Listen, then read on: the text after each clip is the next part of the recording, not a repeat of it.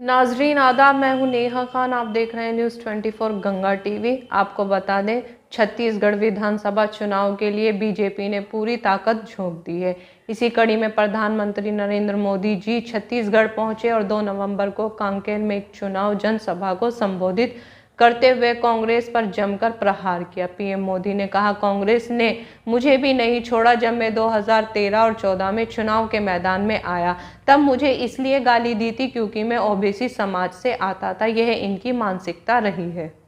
पूर्व केंद्रीय मंत्री रविशंकर प्रसाद ने शोले फिल्म के जय वीरू की आड़ में कांग्रेस नेता कमलनाथ और दिग्विजय सिंह पर जमकर तंज कसा है। उन्होंने जबलपुर में मीडिया से बातचीत के दौरान कहा कि विधानसभा चुनाव में इन दिनों कांग्रेस में कमलनाथ और दिग्विजय सिंह जय वीरू के रूप में घूम रहे हैं। हम सभी ने शोले फिल्म देखी है, सभी को पता है कि जय वीरू कौन थे और उनकी कहानी कहां से शुरू होती है। ये हम सबको पता है। मध्य प्रदेश में कुर्ता फाड़ राजनीति चल रही है। इतना ही नहीं, गाली खाने का पावर ऑफ अटॉर्नी किसको दिया गया है, ये सभी जानते हैं। उन्होंने कहा कि कांग्रेस में बिखराव और विभाजन है। आज पूरी कांग्रेस पार्टी दिग्विजय सिंह और कमलनाथ के बीच बटी हुई है। तेलंगाना विधानसभा चुनाव से पहले सियासी सरगर्मी बढ़ी हुई है। हाल ही में कांग्रेस नेता राहुल गांधी ने राज्य में पहुंचकर सीएम केसीआर पर जोरदार हमला बोला था। अब केसीआर के सहयोगी और एआईएमआईएम प्रमुख असदुद्दीन ओवैसी ने राहुल और पीएम नरेंद्र मोदी पर निशाना साधा है। ओवैसी ने कहा, राहुल ने कहा कि केसीआर ने पैसा लिया है और हम वो पैसा वापस करेंगे। वो मोदी 2.0 बन गए हैं। जैसे मोदी ने 15 लाख लोगों के खाते में डालने का वादा किया था, लेकिन 15 पैसे भी नहीं आए हैं। सहारनपुर के देवबंद इलाके में सपा मुखिया व पूर्व मुख्यमंत्री अखिलेश यादव देवबंद पहुंचे, जहां उन्होंने पूर्व विधायक माविया अली के बेटे हैदर अली की शादी समारोह में शामिल हुए और दुल्हा दुल्हन को आशीर्वाद देने के बाद अखिलेश ने दारुल उलूम देवबंद के नायाब मोहतमिम अब्दुल खालिक मदरासी और दारुल उलूम देवबंद के सदस्य मौलाना अनवार कासमी व वक्फ दारुल उलूम के मोहतमिम मौलाना सूफियान कासमी से लगभग आधा घंटा बंद कमरे में चर्चा की है। याद है, यही देवबंद में एक चुनावी रैली हम लोगों ने की थी, जिस समय समाजवादी पार्टी का अलायंस था और यहाँ की जनता ने समाजवादियों की मदद की और उसका परिणाम ये हुआ कि लोकसभा यहाँ से समाजवादी पार्टी और अलायंस जीत के गई। अभी हाल ही में जो चुनाव हुआ उसमें भी सहारनपुर ने समाजवादी पार्टी को बड़े पैमाने पे जीत दिलाई। जो सीटें हम लोग हारे वो कहीं ना कहीं जो कमियां रही हैं उन कमियों को दूर करेंगे। देवबंद वो स्थान है जो दुनिया में जाना जाता है। ये ऐतिहासिक धरती जिसने आज़ादी की लड़ाई में और देश को आज़ादी दिलाने में अगर उन्हें जान भी न्यौछावर करनी पड़ी होगी तो यहाँ के लोग पीछे नहीं हटे। उस समय अंग्रेज़ों के खिलाफ और देश के हित में जो देवबंद का योगदान है वो भुलाया नहीं जा सकता। ये स्थान ऐसा धार्मिक और पवित्र स्थान बनकर के निकला है कि जहाँ पर भाषा को लेकर के, अपने कल्चर को लेकर के, अपने ट्रेडिशन को लेकर के आने वाली पीढ़ी के भीतर कैसे वो संस्कार जाएं, उसके लिए देवबंद हमेशा जाना जाएगा। ये वो स्थान है जिसने उर्दू में शिक्षा दी, लोगों का जीवन बदला है। ऐसी जगह आकर के अपने कार्यकर्ता नेताओं से मिलने के बाद मुझे पूरा भरोसा है कि जो समाजवादी सिद्धांत है कि गंगा जमनी तहजीब, जो भाईचारा, जो आपसी प्रेम है, उसको वापस लौटाने के लिए समाजवादी लोग लगातार काम करते रहेंगे। और मुझे उम्मीद है कि देवबंद ही नहीं बल्कि सहारनपुर और आसपास आने वाले समय में भारतीय जनता पार्टी को हटाने का काम करेंगे। पैसे को लेकर आपने संकेत दिए हैं 65 सीटों पर लड़ने के लिए, 15 सिर्फ आप गठबंधन को देना चाहते हैं। क्या लगता है कि गठबंधन संतुष्ट हो पाएगा? अभी तक जितने भी गठबंधन समाजवादी पार्टी ने किए हैं, समाजवादी पार्टी की कोशिश रही है कि गठबंधन के सहयोगी दलों का पूरा सम्मान किया जाए।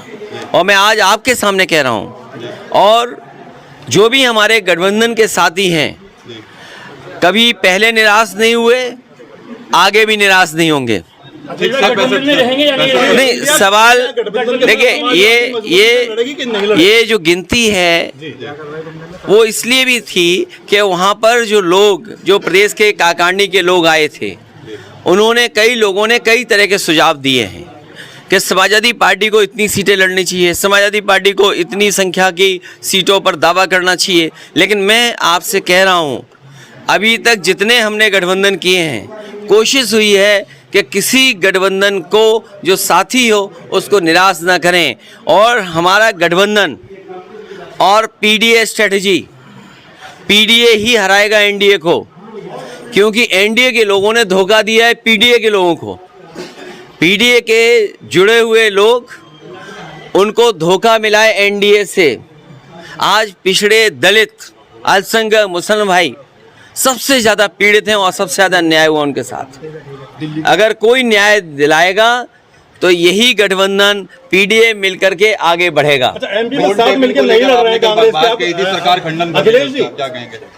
देखिए, जो मध्य प्रदेश में बात खत्म हो गई है, उस बात को हम लोग ना उठाएं। ये शायद हमारी समझ के बाहर था, या हमने ज़्यादा समझ लिया हो और किसी के साथ बैठ करके ज़्यादा भरोसा हो गया हो। इसलिए मुझे लगा कि मध्य प्रदेश में अगर उनके लोग बातचीत कर रहे हैं तो हमें साथ लेकर के चलेंगे, क्योंकि ये बात साफ हो गई है कि स्टेट लेवल पर कोई गठबंधन नहीं है। तो कोई बात नहीं, गठबंधन नहीं है, लेकिन नेशनल लेवल पे जो गठबंधन है उसको पीडीए स्ट्रेटजी के तहत मदद करेगा।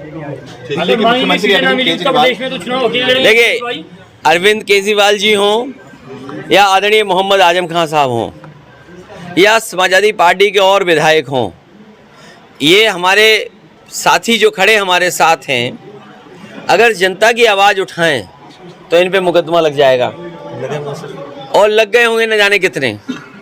ये आवाज़ उठाएंगे तो 20, 25, 30 मुकदमे इन पे भी लग जाएंगे। अरविंद केजरीवाल हो या आदरणीय आजम खान साहब का परिवार हो, ये सब इसलिए परेशान किए जा रहे हैं क्योंकि बीजेपी को ये लगता है कि ये ताकत बन करके उभरेंगे। अगर इनको दबा दोगे, यहाँ इनको डिमोरलाइज कर दोगे तो इनका दल पूरा डिमोरलाइज हो जाएगा। लेकिन हमें भरोसा जनता पर है, हमें भरोसा न्यायालय पे है कि एक दिन उन्हें न्याय ज़रूर मिलेगा। सर, आजम खान साहब के मामले पे एक चीज़ फैलाई जा रही है कि समाजवादी पार्टी मदद नहीं कर रही है, कांग्रेस मदद कर रही है। मैं आपसे कह रहा हूँ कि समाजवादी पार्टी पूरी मदद कर रही है, और कभी भी किसी की, जब किसी के ऊपर किसी तरह का संकट हो, ये मेरे लिए नहीं, जो लोग संकट में किसी का लाभ उठाना चाहते हैं उनसे बड़ा दुश्मन कोई नहीं हो सकता। समाजवादी पार्टी मदद कर रही है और मदद करती रहेगी। आखिरी सवाल सर, 2024 के लिए देवन से क्या मैसेज दे रहे हैं आज? देवन वो स्थान है, देवन वो पवित्र स्थान है जिसने सदियों से अपनी संस्कृति, अपने ट्रेडिशन को बचाया, लोगों को शिक्षित किया, जागरूक किया, और समाज के लिए, सुधार के लिए सबसे बड़ा हथियार अगर कोई चीज़ है तो वो शिक्षा है। यहाँ के ज़मीन ने, यहाँ के तमाम पूर्वजों ने बहुत लोगों के जीवन को बदला है, और यहाँ से समय समय पर संदेश दिया है।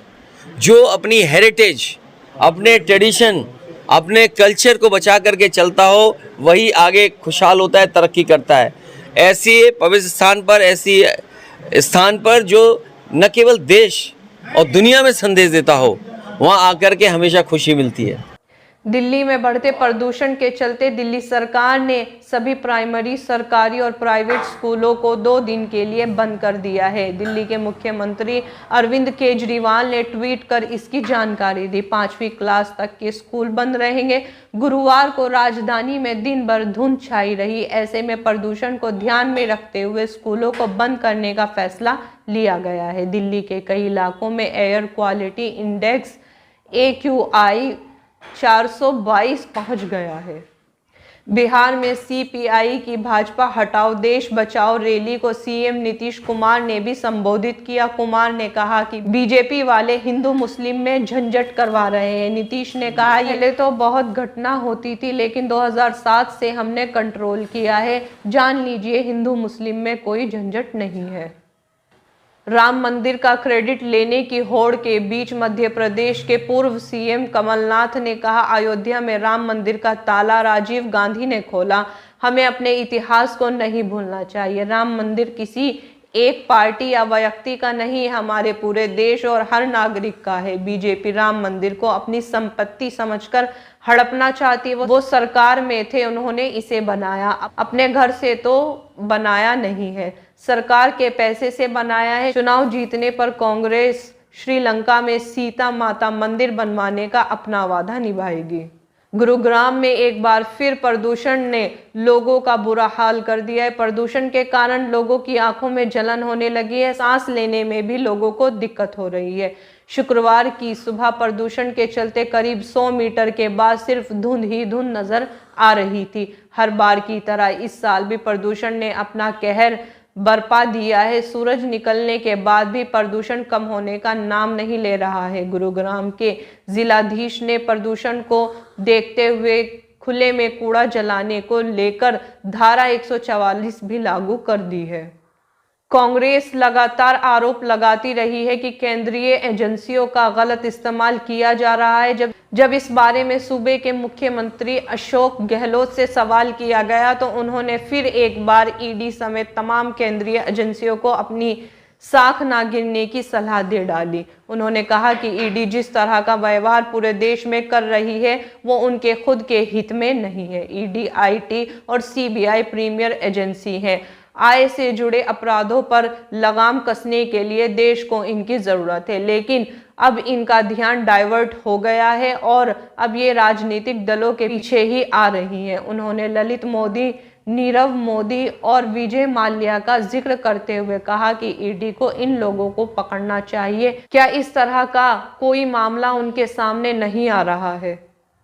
Bureau report, news 24 Ganga TV. आपको हमारी ये वीडियो कैसी लगी? हमारी वीडियो को लाइक, कमेंट, शेयर और हमारे चैनल को सब्सक्राइब ज़रूर करें। अगर आप हमारी ये वीडियो फेसबुक पेज पर देख रहे हैं तो हमारे फेसबुक पेज को ज़रूर फॉलो करें।